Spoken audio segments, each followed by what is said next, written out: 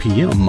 on the East Coast, and we have a first-time guest standing by in our green room. We have a bumper rolling, we are recording, and we are streaming live, and a chat room is filling up. We've got a few seats left. We'll count down to Studio 8 in 5.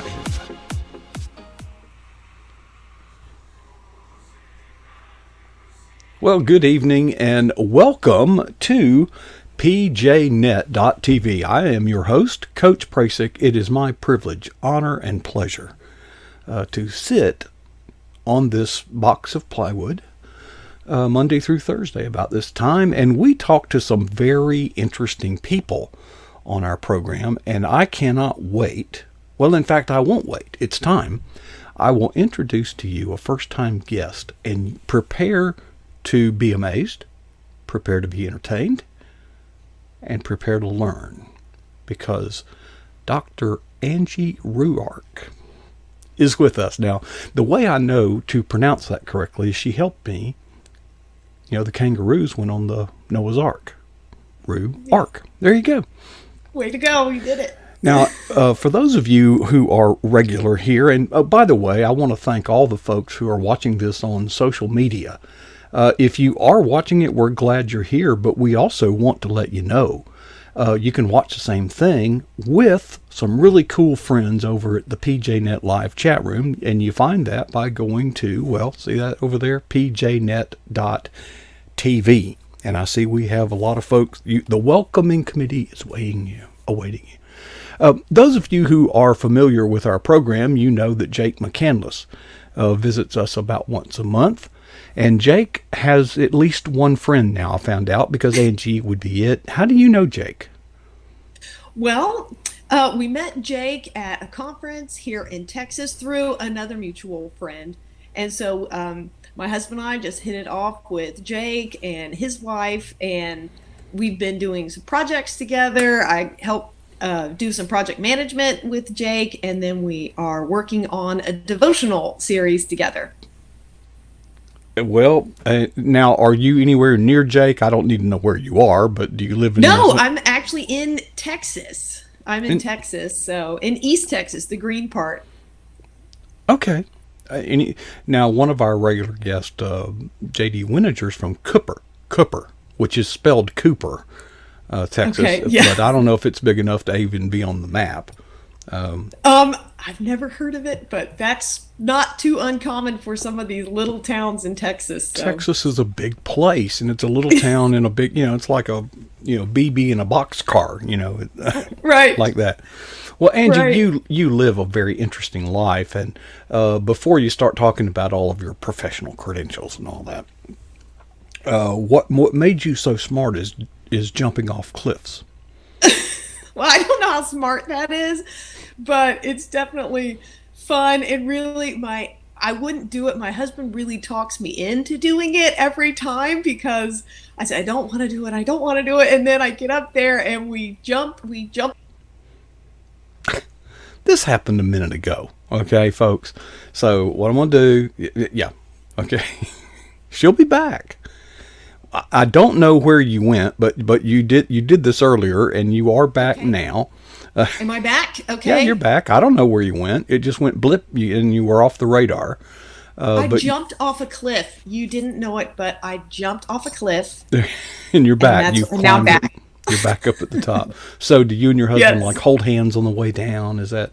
Yes, we actually do, because I would not do it unless he talked me into doing it, and we hold hands and I hold my nose, and then we go 1, 2, 3 and we jump in. Okay.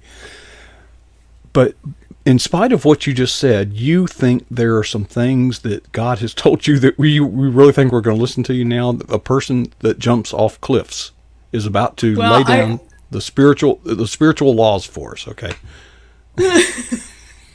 Well, how can I segue into what I'm going to talk about after cliff jumping? I blew it. Okay. Tell us about yourself. I read your bio, but I've already forgotten it. So tell me what. Okay, sure. Well, I've been married to my wonderful husband, Bill, for more than 29 years. We have 3 grown sons. I am a adjunct professor and I am a teacher. I teach high school math, chemistry, and physics. And my doctoral research, when I got my doctorate, it was on math anxiety. And so I usually get really interesting responses when I tell people that. And when I tell people that I write math textbooks and that I actually think it's fun, I get even more interesting responses. Yeah, what causes math anxiety is the test. I mean, it's not the math. It's right. Well, there's a lot of it. The test anxiety is part of it. It's part of the whole picture of the problem of math anxiety. Yeah, it's a big problem. So, but that's kind of my area. It just adds up, just. Oh, absolutely. It really adds up. Yes. No pun intended, I'm sure. But that is kind of my area. And so I always work with students of all ages to help relieve some of that math anxiety. And because I love math and science so much, first of all, I'm a huge geek over this stuff, but I really have a passion for taking difficult concepts and making them easy to understand. And so that's where the math anxiety comes in, and that's why I love being a math and science teacher. You told me earlier when we were doing our test connection that you find God even in mathematics. And I didn't challenge it at the time because we'd already been talking and I had another call to make. But Sure. I'm thinking about that later. Other than the Fibonacci sequence, Right. How do you find Okay. God in mathematics? Okay. Well, I'll give you, I'll start from the beginning because I want to give you kind of the context of why I am such a math and science geek.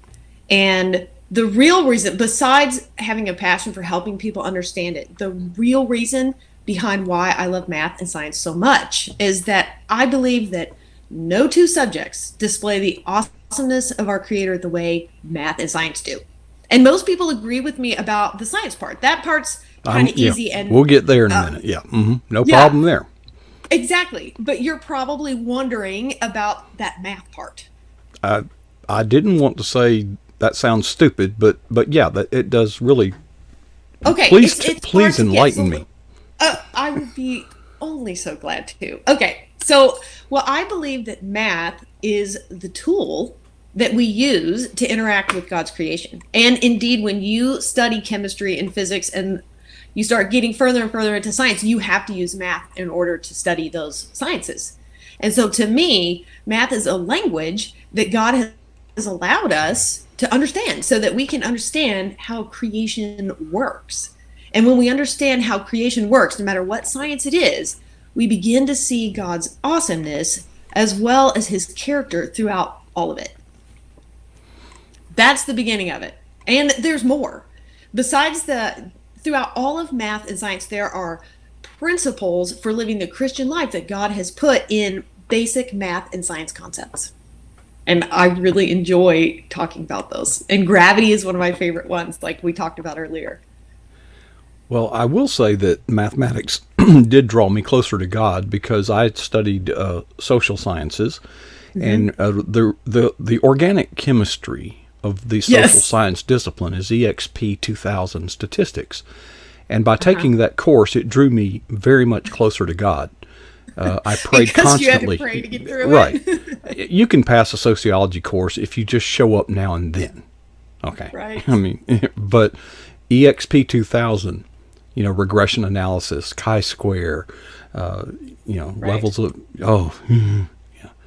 But it's a required course. So, but no, I never, I'm still struggling with it, but I'll take your word for it. Let's move on to science, where we are in lockstep here. Bring math back into it. Don't worry. Okay. Oh, please do. Yeah, that'll be a punchline. I'll make it a punchline of a joke when you do. But go ahead. Okay, certainly. So like I said before, one of my favorite examples in science is gravity. And so when you think about gravity, what do you think of? How the scales lie to us when we Right, okay, but it's because it's pulling on you, right? That's why your actually scale it's the earth registers pushing up your on weight. you. It's actually gravity's the opposite. pulling you. Yes, gravity pulls you. The scale pushes up on you, and then it measures that equal and opposite force, and that's how you get your weight measurement. So, but overall, gravity pulls on everything the same. Doesn't matter what it is. And so what I see in that is a picture of God's grace. It's the same for everyone. It doesn't matter who you are. It's freely offered to everyone, and we need it to survive, both here on Earth and for eternity. We need gravity here so we don't float off into space, and it keeps us grounded. Well, and in the same way, like God's all grace natural keeps us laws. grounded. Oh boy, we're going to get good here. Like all natural laws, if you work within them, and you and I concur that God Yes. is the author of the laws of physics. Okay, so if we're at the 10th story atop of a building and we've got a bowling ball and a golf ball, we hold them out together and drop them at the same time, which one hits the sidewalk first? Which one? Well, they're going to hit the sidewalk at the same time. They're going to hit the sidewalk at the same time. That's right, because gravity Of God's pulls on grace. everything the same. Yes. According Yes, to Dr. that's- Bottlestone. Angie. And that's why that's just one small example why I love math and science.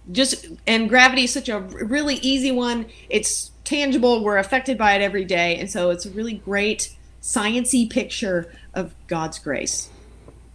Now, speaking of God's grace, this brings up a math topic that is one of my favorites, and it's called absolute value. And if you study absolute value in math, it's called a function, and what it does is it takes a number that is positive and it keeps that number positive. But it can also take a number that is negative and turn that into a positive. Now, there's some math principles behind it, but what I like to point out is the absolute value is a wonderful picture from math of what God can do in our lives. No matter what it is, God can bring something good out of it if we let him.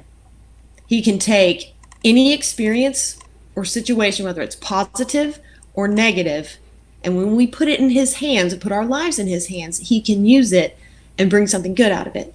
He brings out absolute value of it, and he gives our lives absolute value. Okay, I'm reading in the chat room, and they're saying that I've met my match, so I need to make a comeback here. Okay, now. And there's more. Can I tell you more? There's more. Go ahead. There's more? Yeah.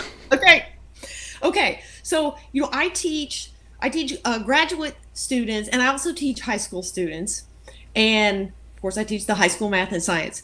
And so, of course, I bet you can guess what question I get asked all the time in math. Well, by new students. After I've been their teacher for a little while, they don't ask anymore. But what do you think is that question I get asked? Do you have any idea?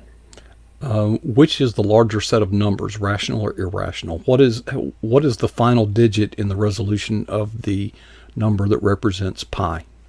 Okay, besides those questions. You'll have to No, give I me get multiple that. choice there. Here's the question I get is, when am I ever going to use this? That's the question that I get. And as a matter of fact, I love to get that question. Because here's my response. I tell my students, like, depending on what job they do, they may not use the quadratic formula. However, what they will use are the thinking skills that they developed when they were learning how to recognize when they need to use it and to solve the problems that require it. And so really what I tell anyone is that math is not really about math. It's about so much more. It's about how to problem solve. It's a problem-solving discipline. There you go. Bingo. It is. Do you still do word? problem solve? Do you still have word problems in contemporary education? Yes. Because Yes, I word do. problems is not so much about math as developing a strategy to solve the problem. Exactly. Once you get the And- strategy, the math is easy. If you know your basics, like a language, you That's have all. to know the vocabulary. You have to know how to form a sentence. And math is that same way. It's just like a language. I'm a computer programmer, Angie. I know. I mean, So then you would know, yeah. XOR, so you know. And I can tell you how poor the English language is when we say the word or. We need an XOR. There's a difference. Anyway, Okay. Yes. I'm having so much fun. We're running out of time. Let's quickly. Sure. Well, let me give you some math illustrations that have a spiritual theme. Okay. If you run away from God and you run 100 miles, how much further away from God are you? Well, in the physical sense, you can't get away from God, and neither in the spiritual sense. Well, how many, let me just put it more practically. If you run Okay. 100 miles from God, how far back do you have to go to reach God? You don't. You God are no can reach you further. wherever you are. You are no Yes, further away than you were. absolutely. God's grace. God, well, first of all, God is omnipresent. Okay. Exactly. Yes. You know, and these Yes. And see, omnis, he's so infinite. This is what sometimes, so this is another thing that I love about math and science because we get a picture. Like, it's hard for our finite brains to comprehend the infinite. And so math gives you just a glimpse of that infinite because, give me a number between 1 and 2. 1.73. Okay, give me a number between 1 and 1.73. 1 point. I know where you're going. There's an You know infinite where number I'm of going, numbers. right? There, in fact, but there are more irrational numbers than there are real actual numbers, and that's an axiom. You just have to take it for. Okay, we only have 4 Right. minutes So which left, and I do infinity want is to talk bigger about than the your other? book. Let's go into something that really has been useful in my life, and I want to just share it with everybody. The Genesis account of the creation says that it all happened in 6 literal days. Now, some Christians don't even believe that. They believe that since the sun wasn't there, what a day could have been millions of years. Thus, we could believe in evolution as well as the Genesis account. What do you say? I say no. I take God's word as the absolute truth And because I, what God says is true. And if you just look around you, like for example, if you look at a piece of jewelry or a watch, you can look at that and say, wow, how did the person think of this design? How did they possibly come up with that design? Same for a house or a painting. It's obvious to someone that that person took a lot of time, put a lot of thought into it, and it's very creative. Well, I see that so much more when I look at my children or a flower or a kitten or a bug or a bacteria or and other microscopic organisms. It's just so obvious. The evidence is overwhelming. And another argument is that God said creation was good. Well, if you have evolution, then you have things killing and eating each other. God would not have called that right. good. And so it's just simple logical thinking and reasoning, which I can bring all the way back to math because that's what math is about. It's about that logical reasoning. And we're supposed to know how to reason because even Isaiah 118 says, come, let us reason together. And so that's why I love math. That's the reason why I love math and science. I use 3 examples, and I'll have to go through them quickly because we're running out of time, and I want to mention your book before we leave. Scientists agree that the ocean is getting saltier. The salinity of the ocean is obviously increasing if you just think about the distillation process of the way Right. rain. Okay, so that's why the ocean's salty to begin with. So if the Earth were indeed millions of years old, as evolutionists purport, the ocean would not sustain marine life. Now, another one is the moon. When we landed up there, we put a little reflector thing, and we've got a laser pointing at it, and we know exactly how far the moon is. Exactly. And we know that it's getting farther away from the Earth because centrifugal force, is actually true. Right. So if it were true, and these facts are not in dispute, that the Earth were millions of years old and the moon were millions of years old, the moon would have flung out of orbit a long time ago and we would not be here. But a simple one that's more intuitive, if you think that a day in the absence of sun could be any period of time, including millions of years, I would challenge you. This is what brought me over, because I was of that discipline of thought. But a fellow he was a dentist. He said, Mark, God created plants the day before he created the sun. How long do plants live without sunlight? Yeah, You got me. exactly. Changed my entire theology. Yeah, and you know Okay, what? That was just a simple logical question. that's just common Mathematical sense. thinking. Just common sense. Okay, Yep. we're out of time, but we are going to take time to mention this book, Spiritual Warrior Woman. Pray. Tell us in 1 minute. 1 minute. Okay, Pitch it, what girl. this Come is, on. it is a field manual for prayer. The first half of the book is called Preparing Your Weapons, and it talks about women from the Bible and different characteristics of prayer that they displayed in their life. And it gives you lessons on praying for that and how they lived it. And then the second half of the book is called Wielding Your Weapons. And these are the stories from real spiritual warrior women who are alive today, who have come through the fire. Some of them literally come through the fire to be victorious in Jesus. And they share their testimonies and their stories and how they prayed. And it's really a great. Well, I guess she knew her time was up. I'm so sorry. Okay. Oh, Angie. Okay, I can't set it back. Okay. Well, okay. Let me try to bring everything back because I had it set up to do something else. But all right, got 10 seconds. We got to go. All right. Well, thank you I'm honored to be here. I appreciate you for having me on. Thank you. Well, that was a nice goodbye. I appreciate that. And Yeah. Angie, we had so much fun. I knew we would. Thank you so much. And maybe we're going to do this again. Okay. I look forward to it. Thank you. All right. TJNet.tv, there you see from above, from the one of 7 cameras that orbit our studio, well, they're in geosynchronous stationary orbit, but nonetheless, they are there. And folks, the fun is only beginning because at the bottom of the hour, Shannon will be here, and Michelle, as many of you know, is traveling, and Shannon will be not only standing in her place, we're going to have a lot of fun with that, and that's in just a few minutes, so don't touch that dial, okay? Folks, before I leave, I will be back in just a few minutes, but I'd like to ask you to ask yourself 2 important questions. Ready? Number 1. What is the boldest thing that you have ever done for Jesus Christ?